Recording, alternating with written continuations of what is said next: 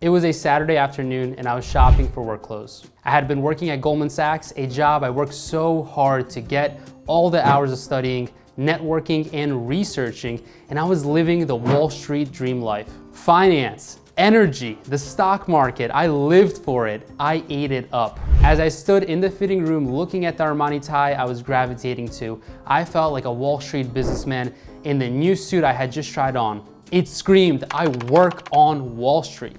But then I looked at the price tag. I could have easily afforded the suit and the tie. Sure, I had saved the money and I had a great internship at 19 years old, but I was sure I could find something just as nice at a much lower cost. So as I walked out of the fitting room, the salesman asked, "Did you want to purchase the suit, sir?"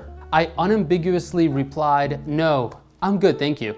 With a half smirk on my face, I left the store and decided to browse around the busy streets of New York City a little more until I found a similar store. After spending some time inside, I found a tie just like the one I saw before, but for 1/3 of the price. As I arrived at my apartment, I felt content on the inside. I had gotten a new tie and I managed to not be frivolous with my money. I felt a specific warm feeling because I knew that living a minimalistic lifestyle and saving money was much more important and valuable for my long-term financial life, growth, and happiness. Saying no to fancy events, expensive clothes, supercars, fancy vacations, and elaborate outings can be very hard. It's practicing a concept called delayed gratification. But I was taught as a child to save money because my parents came from Soviet Russia and I didn't have any money growing up. So I knew saving is a personal development goal that I really strive for. I'm here to tell you that it's possible to live a minimalistic life and save money and be very happy all at the same time. Hey, I'm Henry and welcome back to the channel. I'm a 25-year-old entrepreneur and investor. Today, I'm talking about saving and living a minimalistic lifestyle. I used to work on Wall Street, and an idea that people have about Wall Street workers is that they are these elaborate spenders. They like fancy cars, expensive clothes, going out to the most luxurious restaurants all the time, and of course, luxurious vacations. You know the deal, and to some extent, there is some truth to that. But in this video, I'm going to really dive into how true that really is. And most importantly, I'm going to explain why I'm a financial minimalist. But first, we have to define what a minimalist actually is. It's basically living well below your means. Any leftover paycheck money goes towards your savings and your investments. And for me, I've always paid myself number one and first before I paid for anything else. We will get into why that is the key to becoming an eventual millionaire. You see, this is very important. If you put just $1,000 a month into an investment account earning 8.5% a year for the next 25 years, you will have $1,040,369. Now, if you manage to up your savings up to $1,200 a month, that figure grows to $1.248 million. So a small difference of just $200 a month will actually mean over $200,000 when you reach retirement. Now, of course, if you're closer to retirement, say 45 years old, and you want to retire in 20 years, you will need to up your investments to $1,600 per month at that point. So the two main factors are really time and how much you save each and every month. It's okay if you can't put away that money right away. You can catch up with bigger payments in the future. I'm going to discuss two things which will help you guys become wealthier faster by starting with what I prioritize my spending on as a financial minimalist, and then what you can do as well. Number one, rent. So I spent about $1,500 for my apartment plus utilities. We all need a place to live, and from my experience, I do not skimp out on where I live because having a nice place will actually increase your productivity and your income. Number two, good quality food. I spend anywhere from $500 to $1,000 on food per month.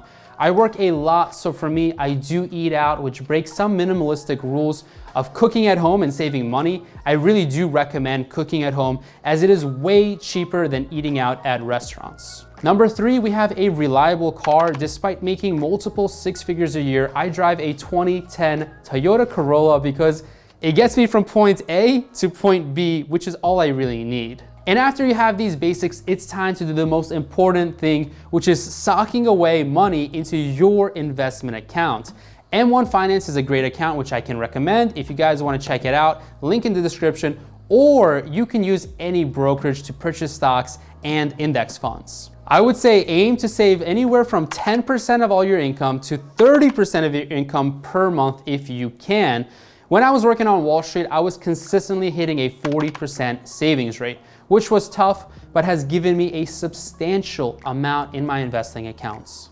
After you've taken care of the basics and investing, whatever you have left over is your disposable income. I'd say this is where you can spend on items such as video games, self-care, coaching with Uncle Henry, only if you want to, and other fun activities, maybe even a vacation once in a while. You get the point.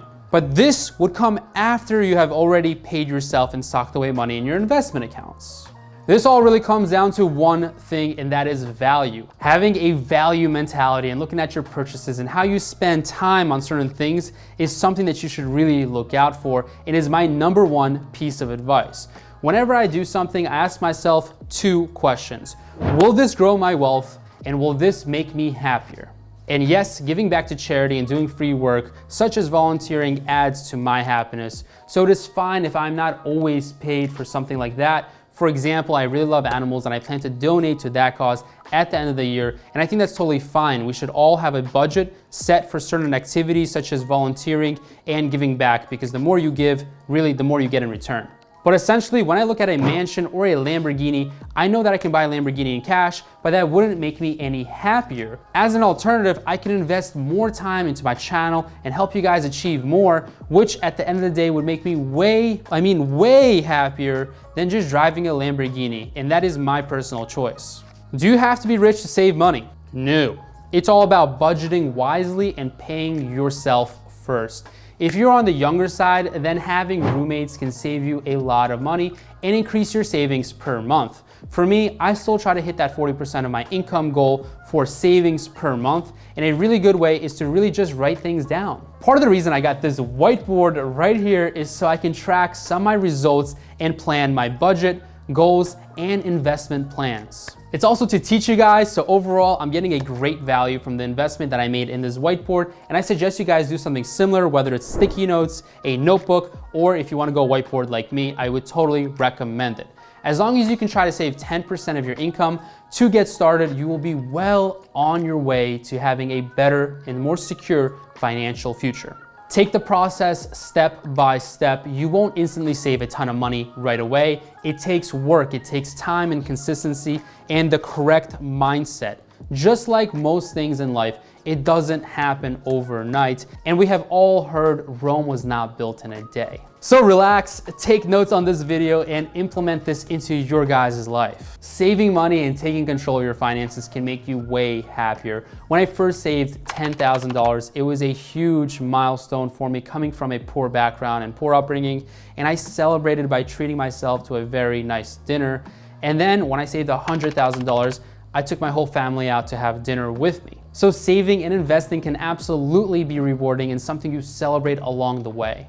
There's also nothing wrong with enjoying things that don't cost money, such as going for a very nice walk outside in the park or just enjoying the outdoors in general. We are all unique and have different goals, but if you track your goals, truly plan accordingly, and take some of the advice in this video, you will be more than on your way to becoming an eventual millionaire or going from a millionaire to tens of millions of dollars in terms of wealth. Before you can become a millionaire, you must learn to think like one. You must learn how to motivate yourself to counter the fear with courage. Finding fulfillment from non-materialistic items is a beautiful thing. It's not about fancy cars or expensive clothes. Those only give you instant gratification, while saving for the long term and your financial freedom will make you way happier and set you free, securing your lifestyle and helping your family out and building your own family if you're on the younger side. And that is way more important than the fancy short-term gratification items.